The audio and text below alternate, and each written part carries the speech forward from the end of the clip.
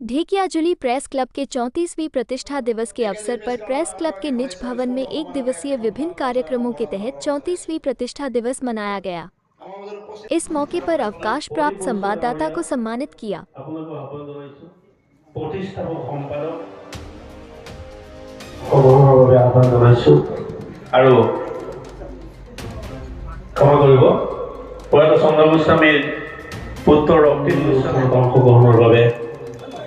দীপকনাথ ডাঙৰীয়া আছে যাওক আমাৰ জ্যেষ্ঠ সাংবাদিক ঢেকিয়াজুলি প্ৰেছ ক্লাবৰ প্ৰতিষ্ঠাপক সম্পাদক চন্দ্ৰ গোস্বামীৰ দুহিতা আৰু পুত্ৰ দুয়োকে আমি প্ৰেছ ক্লাবৰ সমূহ সদস্যৰ হৈ বিহুৰ মৰম জনাইছো ওলগ জনাইছো। প্ৰেছ ক্লাবৰ সভাপতি সম্পাদক অন্যান্য আৰু পৰমেশ্বৰৰ ওচৰত প্ৰাৰ্থনা জনাইছোঁ তেখেত সুস্বাস্থ্যৰ অধিকাৰী হৈ দীৰ্ঘায়ু হওক আৰু তেখেতৰ সুস্বাস্থ্য কামনা কৰিছোঁ। পৰমেশ্বৰৰ ওচৰত প্ৰাৰ্থনা জনাইছোঁ দীৰ্ঘায়ু হৈ কৰ্মঠ হৈ তেখেতে সমাজৰ বাবে দহৰভাৱে কাম কৰি যাওক, সেয়া আমি ৰাখিছোঁ। ইয়াৰ পিছতে আমি সম্বৰ্ধনা জনাম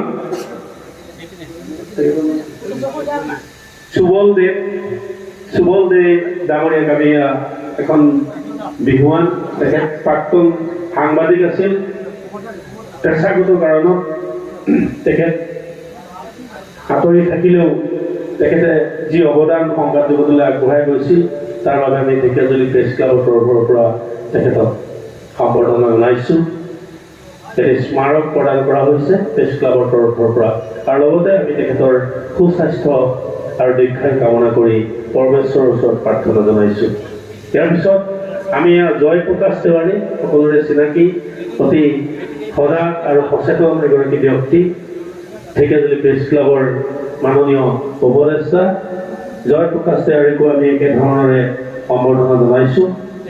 আমি তেখেতৰো সুস্বাস্থ্যৰ বাবে দহৰ বাবে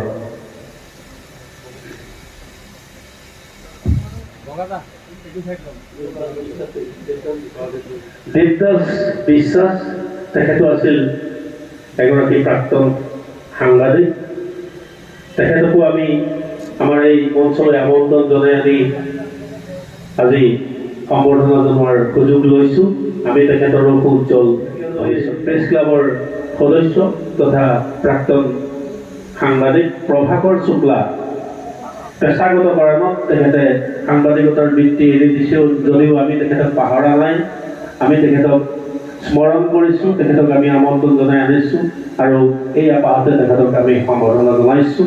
তেখেতৰ সুস্বাস্থ্য কামনা কৰিছোঁ, দীৰ্ঘায়ু কামনা কৰিছোঁ, পৰমেশ্বৰৰ ওচৰত প্ৰাৰ্থনা জনাইছোঁ আৰু উপস্থিত হোৱাৰ বাবে তেখেতসকলক আমি কৃতজ্ঞতা জনাইছোঁ।